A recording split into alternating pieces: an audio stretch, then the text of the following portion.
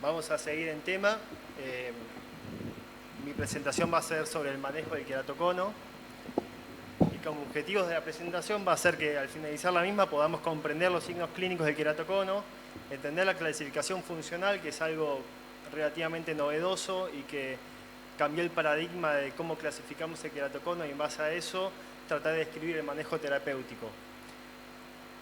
Entonces, por definición, un paciente con queratocono es aquel que tiene una ectasia que es bilateral, que es progresiva al menos durante una etapa de la vida, que es de etiología no inflamatoria y desconocida, y tiene algunas asociaciones como síndrome de Down y colagenopatías como el Marfan, el Danlos, etc. Sin embargo, ya hay reportes recientes, y fíjense qué interesante en relación al caso que presentó la doctora, que hay casos descritos de queratoconos unilaterales en pacientes que se frotan de manera crónica el ojo con la mano no dominante. Hay mucha repercusión al respecto y hoy en día se considera, como le dije previamente, que si no hay frotamiento no hay avance del queratocono. O sea que esto es un factor fundamental. La clasificación clásica del queratocono, que está hace ya décadas, es la de Amsley y Krumek, que clasifica el queratocono desde un punto de vista puramente anatómico, en base al equivalente esférico, o sea, el efecto refractivo, la curvatura media de la córnea, el espesor central y la presencia o no de cicatrización.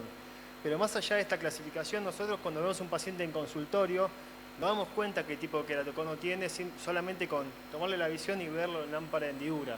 Si un queratocono leve es aquel de un grado 1 hasta 2, va a ser un paciente que se va a presentar con una buena agudeza visual, aunque con un astigmatismo miópico compuesto, moderados, quizá una miopía de 3 o 4 y un astigmatismo de 2 o 3, pero que si lo miramos con cuidado con la lámpara de hendidura, vamos a ver que quizá tenemos una córnea central algo más curva de lo habitual, e inclusive podemos ver depósito de hierro, que es el anillo de Fleischer, principalmente en la base del queratocono.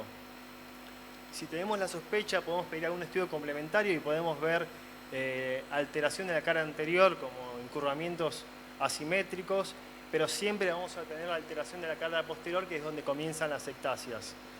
Ya un queratocono moderado, en este video vamos a ver algunos signos característicos, sí vamos a ver ese encurvamiento y adelgazamiento paracentral, y si hacemos zoom, si son usuarios de lente de contacto, podemos tener ya estos leucomas apicales, y las clásicas estrías de Vogt, que son estrías de tensión de la membrana de Descemet, que esto es algo muy interesante que lo practiquen cuando lo ven. Si comprimen el ojo con el pulgar, van a ver que la tensión se relaja y esas estrías desaparecen.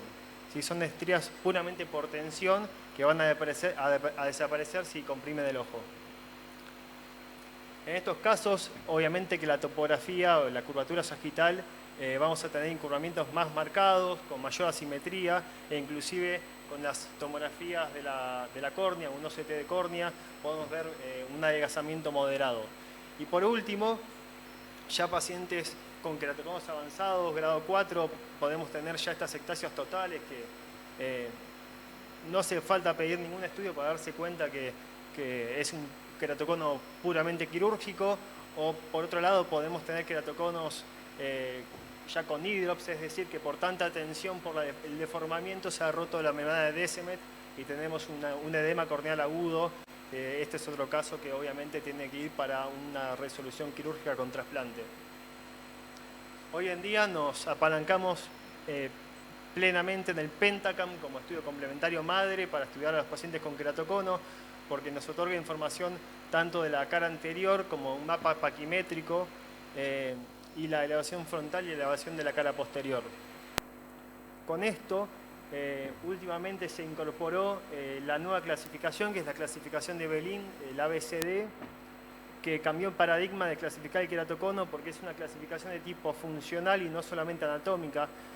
Tiene en cuenta tanto la cara anterior como la cara posterior, y eso permite detectar queratoconos en una manera mucho más incipiente o precoz que quizá con un Amsley y Krumek que hubiese sido un 0. Acá ya tenemos quizá un incremento de cara posterior y sabemos que al menos es un paciente que no le tenemos que hacer un excimer. Y por otro lado incorpora la paquimetría del punto más fino, que es otro dato importante. Un queratocono incipiente quizá tiene una paquimetría central normal, pero tiene un adelgazamiento en el ápex del cono en el sector inferior. Y por último, incorpora la agudeza visual a la clasificación como una estimación del grado de queratocono y en base a eso la conducta quirúrgica. El software te otorga estos gráficos de barra que nos clasifica el queratocono de 0 a 4 en cada uno de los aspectos, cara anterior, cara posterior, paraquimetría y agudeza visual, y en base a esto poder diagramar el tratamiento. Y además nos permite hacer un seguimiento a largo plazo del paciente de hasta 8 estudios con todo este seguimiento de los diferentes tópicos de la clasificación y ver cómo se va comportando en el tiempo, inclusive si mejora con algún tratamiento. Entonces, cuando tenemos enfrente a un paciente con queratocono, tenemos que decidir cómo tratarlo. Y para eso nos planteamos dos cosas: si tiene o no progresión y qué método podemos utilizar para lograr la mejor agudeza visual posible. Y para decidir el tratamiento nos vamos a guiar en el hecho que tenga o no progresión, en cuál es la agudeza visual del paciente, cuál es el grado del queratocono según la clasificación que recientemente vimos y si tolera o no lentes de contacto. Entonces, si hablamos de progresión, tenemos que definir qué es la progresión. Y si bien hay algo de controversia en la bibliografía, está difundido que la progresión es aquel paciente que tiene aumento de al menos una dioptría, ya sea en la queratometría máxima, en el cilindro manifiesto o en el equivalente esférico manifiesto, o al menos 2 líneas de pérdida de agudeza visual a lo largo de un año.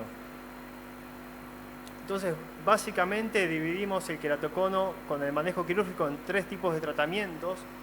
Si tenemos un paciente que tiene progresión, el tratamiento a indicar es el cross-linking sin lugar a dudas, salvo que ya sea un queratocono tan avanzado que no tenga ningún objetivo de detener la progresión, ¿no? Pero para pacientes, último minuto, bueno, para pacientes que están en progresión, cross-linking, pacientes que tenemos queratoconos moderados, aunque tenemos un centro corneal transparente y una paquimetría aceptable y una queratometría que no sea extrema, podemos pensar en un implante, un segmento de anillo intraestromal, y por último, pacientes con queratoconos avanzados, un trasplante. Esto lo voy a saltar por cuestiones de tiempo, que es el mecanismo de acción de los anillos. Pero cuando tenemos pacientes con queratoconos moderados, los anillos la verdad que andan muy bien, se implantan de manera correcta, de una profundidad correcta. Hay diferentes calculadores y como ven tienen que estar implantadas a un 70-80% de la profundidad y podemos lograr quizá 2 o 3 líneas de mejora de agudeza visual. Por último, para pacientes con queratoconos avanzados que no tienen ningún otro recurso salvo acceder a la cirugía y tienen mala visión con lentes de contacto, siempre que se pueda hay que intentar un DALC porque los trasplantes laminares tienen infinitas mejoras en cuanto a riesgos postoperatorios en comparación al trasplante penetrante, como en este caso fue un DALC en un paciente que tiene un hidrops y por eso vemos que tuvimos una microperforación, hay una pseudocámara, pero con el correr del tiempo eso se reabsorbe y el pronóstico es muy bueno y el paciente mantiene su endotelio sano a lo largo de toda la vida y posiblemente nunca tenga que recibir un retrasplante que sí lo tuviese que haber recibido con un penetrante.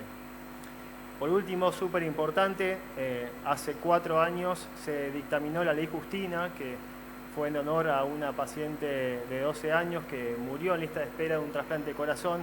Y esto cambió el paradigma de la legislación de la donación de órganos y tejidos. Y hoy en día se asume por defecto que si toda persona mayor de 18 años no manifiesta lo contrario, es donante de órganos al momento de su fallecimiento. Por último, cuando elegimos una córnea para hacer un trasplante, debemos tener en cuenta algunos factores que son los lógicos, ¿no?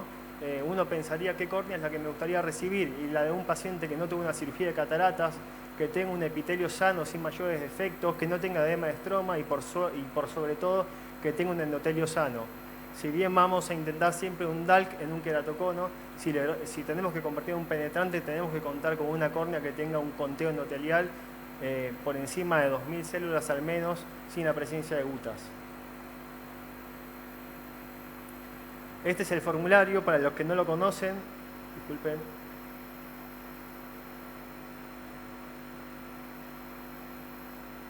No sé por qué me la salté.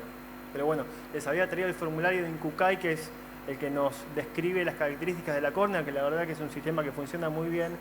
Y bueno, como resumen del manejo del queratocono, en queratoconos leves, por lejos, la ayuda con anteojos o lentes de contacto suelen ser suficientes para manejar una buena agudeza visual.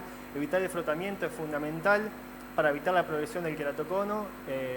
En casos moderados con mala agudeza visual y centros corneales claros, podemos implantar un anillo, que es un recurso más que vigente, siempre que tenemos progresión documentada o si son pacientes pediátricos, que no hace falta esperar la progresión a lo largo de un año para saber que un paciente que tiene 15 años y tiene queratocono va a avanzar. Debemos indicar un crosslinking y ya para casos avanzados siempre que se pueda intentar el DALC. Bueno, muchas gracias a todos.